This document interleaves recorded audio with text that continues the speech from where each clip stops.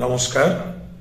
শ্রীমদ্ ভাগবত গীতার দ্বিতীয় অধ্যায় সাংখ্যযোগ আমরা বৈদিক বার্তায় আলোচনা রাখছিলাম। আজ আমরা 63 এবং 64তম শ্লোক আমরা অধ্যয়ন করব এবং ভগবান এখানে কিভাবে স্থির বুদ্ধি সম্পন্ন ব্যক্তির মন এবং বিষয়কে স্থির রেখে ইন্দ্রিয়কে সংযত রেখে তিনি পরমাত্মার প্রতি লক্ষ্য স্থির করা যেতে পারে সেই বিষয়ের আলোচনা ভগবান রেখেছেন। আমরা 63 এবং 64তম শ্লোক অধ্যয়ন করব। সকলকে সুস্বাগতম বৈদিক বার্তায়। আপনারা যারা নিয়মিত দেখছেন অবশ্যই বৈদিক বার্তাকে সাবস্ক্রাইব করুন। আমাদের নিয়মিত সনাতন ধর্মের প্রচার প্রসারের স্বার্থে আমাদের পাশে থাকুন। ওম নমো ভগবতে বাসুদেবায়। 63তম শ্লোক। ক্রোধদ ভবতি সম্মোহা সম্মোহাৎ স্মৃতি বিভ্রমাও স্মৃতি ভ্রমাংসদ বুদ্ধিনাশো বুদ্ধিনাশাৎ প্রণশ্যতি। বলছে ক্রোধ থেকে মূঢ় ভাব উৎপন্ন হয়। আমাদের যখন প্রচন্ড রাগ হয় আমরা কোনো বাহ্যিক জ্ঞান আমাদের ঠিক থাকে না, আর সেই প্রচন্ড রাগ থেকে বা সেই মূঢ় ভাব থেকে স্মৃতি ভ্রংশ হয়। স্মৃতি ভ্রংশ হয়ে বুদ্ধি নাশ হয় বা জ্ঞান শক্তির নাশ হয়। আর বুদ্ধি নাশ হলে সেই ব্যক্তি নিজ স্থিতি থেকে পতিত হয়। প্রচন্ড রেগে গিয়ে মুখ দিয়ে একটা অশ্লীল ভাষা প্রয়োগ হলো, পরক্ষণেই চিন্তা করছে আমি একজন মাস্টারমশাই, আমি একজন পণ্ডিত ব্যক্তি, আমি একজন জ্ঞানী ব্যক্তির আমি এত বাজে কথা বলে ফেললাম। এই যে স্মৃতিভ্রংশ হলো, আর স্মৃতিভ্রংশের পরেই যেটা ঘটলো তার বুদ্ধিনাশ। আর বুদ্ধিনাশের মধ্যে দিয়ে তিনি যে জায়গায় বিলং করেন সমাজে সেখান থেকে পতিত হচ্ছেন। অনেক সময় রেখে গিয়ে আমরা দেখতে পাই রাস্তাঘাটে এত মানুষের মেজাজ, বাসে ট্রেনে টাইমে নিত্য চলাচলে তো আমরা দেখতেই পাই মানুষ কত তাড়াতাড়ি নিজের রাগকে কন্ট্রোল করতে পারছে না। ভগবান এইখানেই জোর দিলেন, ক্রোধবশত মানুষের চিত্ত যখন মূঢ়ভাব বৃদ্ধি পায় তখন তার স্মৃতি স্মরণ শক্তি ভ্রমিত হয়, আর কিছুই আর মাথা কাজ করে না। আমায় এত বড় কথা বললো, এখনই দেখে নিচ্ছি। তখন তার খেয়াল থাকে না যে কার সাথে কার কি সম্পর্ক, তার কি করা উচিত কি করা উচিত নয়, সে কোন কাজ কিভাবে করার সিদ্ধান্ত নিয়েছিল এবং এখন কি করছে। তার চিন্তা ভাবনা এমন ভাবে ছিন্ন বিচ্ছিন্ন হয়ে যায় যে তার কোনো কথারই কোনো ঠিক থাকে না। একেই সমমোহ থেকে স্মৃতি বিভ্রম বলা হয়েছে। স্মৃতি বিভ্রম হলে চিত্তে কর্তব্য অকর্তব্য সম্পর্কে সিদ্ধান্ত নেওয়ার শক্তি না থাকাই হলো বুদ্ধিনাশ। যখন আমার স্মৃতি বা এই চিত্ত ভ্রম হয়ে গেল, আমার মনটা ওই রাগে গ্রাস করলো, ও এত বড় কথা বললো, ও আমার এই সাথে এই ব্যবহার করলো, এখনই ওকে দেখছি। এই যে আমার আর বাহ্যিক জ্ঞান যে আমার সংযত হওয়া উচিত, ও কেন এই ধরনের মন্তব্য করলো, তার সাইকোলজি বা তার সাইকোমোটো কি আছে, সে কি নিজে বলল না কারোর প্ররোচনায় বলালো, এই অনুসন্ধান যদি আমি না করে আমি স্মৃতিভ্রম বা আমার কি কর্তব্য বা অকর্তব্যের বিচার না করে আমি যদি সিদ্ধান্ত নিই, তাহলে শক্তি নাশ হবে আর তার সাথে সাথে বুদ্ধিও নাশ হবে।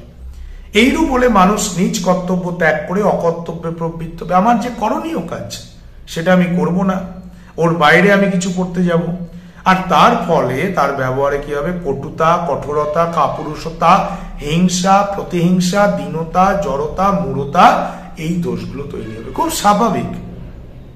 আমাকে একজন একটি অশ্লীল ভাষা বলে চলে গেল, খুব বাস্তব আছে। আমি আমার যে কোনো মুহূর্তে আমি আমার শক্তি দিয়ে আমি সেটাকে নিয়ন্ত্রণ বা তাকে একবারে কান মোলা দিয়ে ক্ষমা চাওয়ার ক্ষমতা আমার আছে, কিন্তু আমাকে অনুধাবন করতে হবে যে আমি তার পরিস্থিতির শিকার হয়ে আমি যেন আমার বুদ্ধির ভ্রম না করি। দেখুন, একটা বিষয় মনে রাখবেন, পাপ কোনোদিন বাপকে ছাড়ে না। আপনি যদি আপনার জায়গায় ঠিক থাকেন, সময়কে সময় দিন, ঈশ্বর তার বিচার করবে। Time is the best punishment. সময়কে মূল্য দিন, সময় সব থেকে বড় শাস্তি হয়ে তাদের দাঁড়াবে। আমি জাগতিক চাক্ষুষ জীবনে দেখেছি সুতরাং সঙ্গে সঙ্গে তাৎক্ষণিক নিজের কর্তব্য ছেড়ে অকর্তব্যে যদি পরিচালিত হয়, ওকে মারতে হবে, ওকে ধরতে হবে, এই টিম রেডি কর, এই ডেকে নিয়ে আয়, এই হঠকারিতা, এতে আমার স্থলন হবে। অর্থাৎ আমি যে পরিবেশে বা যে জায়গায় নিজেকে স্ট্যান্ড করেছি এতদিন ধরে, নিমেষে ওখান থেকে আমি চ্যুত হব। তাই এটা করা যাবে না। শীঘ্রই তার পূর্বের স্থিতি থেকে প্রতীত হয় এবং মৃত্যুর পর নানা প্রকার নিজ যোনি বা নরকে গমন করে। দেখুন, পরজন্মবাদ আছে তো, জন্মান্তরবাদে বিশ্বাস করি তো, আমার যখনই এই ধরনের কোনো জায়গায় স্থলন হবে, সঙ্গে সঙ্গে কি ঘটবে, আমি মৃত্যুর পর আমাকে বিভিন্ন ধরনের যোনি সম্ভূত হতে হবে। আমি আর সুস্থভাবে দেবত্বে আরোপ হতে পারবো না। এবং একেই বলা হয় বুদ্ধিনাশের দ্বারা নিজ স্থিতি থেকে পতিত হওয়া। পরবর্তী 64তম শ্লোকে ভগবান আরো কি বলছেন, মন এবং ইন্দ্রিয়াদিকে বশে রেখে বিষয়াদির বিচরণ করার তার ফল সম্পর্কে ভগবান বলছেন, রাগদ্বেষো বিযুক্তস্তো বিষয়াইন্দ্রিয়শ্চরান আত্মবশ্যই বিধেয়াত্মা প্রসাদম অধিগচ্ছতি। রাগ দেশা বিযুক্তস্তু বিষয়ানিন্দ্রিয়শ্চরান আত্মবৈশ্য বিধেয়াত্মা প্রসাদম অধিগচ্ছতি। যিনি তার অন্তঃকরণকে বশীভূত করেছেন, ঠিক বিবেক বলে দিল না বেটা এখনই এর বিরুদ্ধে স্টেপ নেওয়ার দরকার নেই, সময় দিয়ে পরিস্থিতি সব ঠিক করে দেবে। যারাই নিজের বিবেককে বা নিজের ইন্দ্রিয়কে বশীভূত করেছে, তিনি রাগ দেশ বর্জিত বশীভূত ইন্দ্রিয়াদি দ্বারা সকল বিষয় সমূহে বিচরণ করেও অন্তঃকরণে প্রসন্নতা লাভ করেন।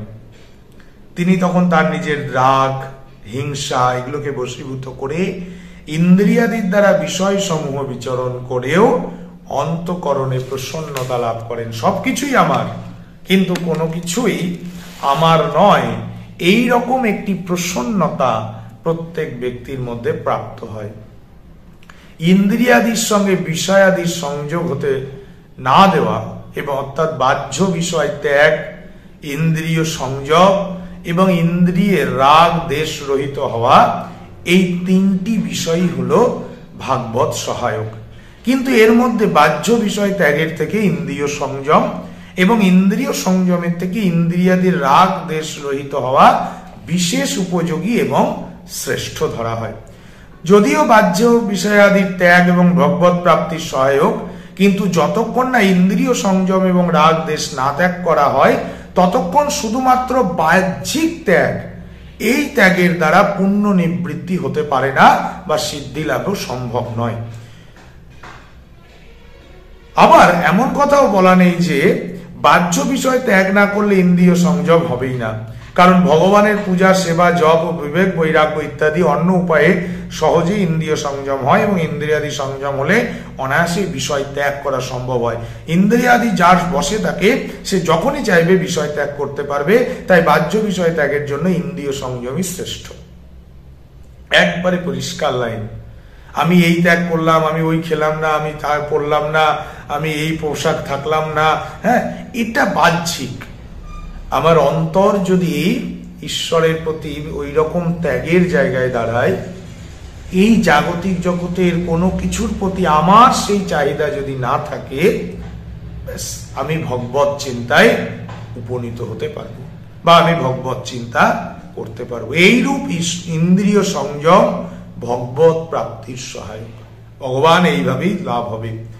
ইন্দ্রিয়াদি থেকে সম্পূর্ণরূপে রাগ দেশ ত্যাগ না হলেও শুধুমাত্র ইন্দ্রিয় সংযম দ্বারা বিষয়াদির আসক্তি সম্পূর্ণভাবে দূর হয় না এবং ফলত পরমাত্মা প্রাপ্তি হয় না। আবার এও নয় যে বাহ্য বিষয় ত্যাগ ও ইন্দ্রিয় সংযম না হলে ইন্দ্রিয়ের রাগ দেশ দূর হতে পারবে না। সৎসঙ্গ, স্বাধ্যায় ও বিচার দ্বারা সাংসারিক ভোগের অনিত্যতা বুঝে গেলে ঈশ্বর কৃপা এবং ভজন ধ্যানাদির ফলেও রাগ দেশ বিনাশ হতে পারে। অনেক ব্যক্তি আছে সাংসারিক জীবনেই রয়েছেন, কিন্তু তিনি এখনো বিষয় ত্যাগ করতে পারেননি, কিন্তু ঈশ্বর সাধনায় নিজেকে নিমিত্ত রেখেছেন বা নিজের এই সংসার রূপ অনিত্যতার প্রতি তিনি মোহাচ্ছন্ন নন। সেই ব্যক্তিও ভগবত দর্শন বা ভগবত প্রাপ্তি হতে পারে। হরি ওম। ওম তৎসৎ। আজ এটুকুই। সকলে ভালো থাকুন, সুস্থ থাকুন। ধন্যবাদ। হরে কৃষ্ণ।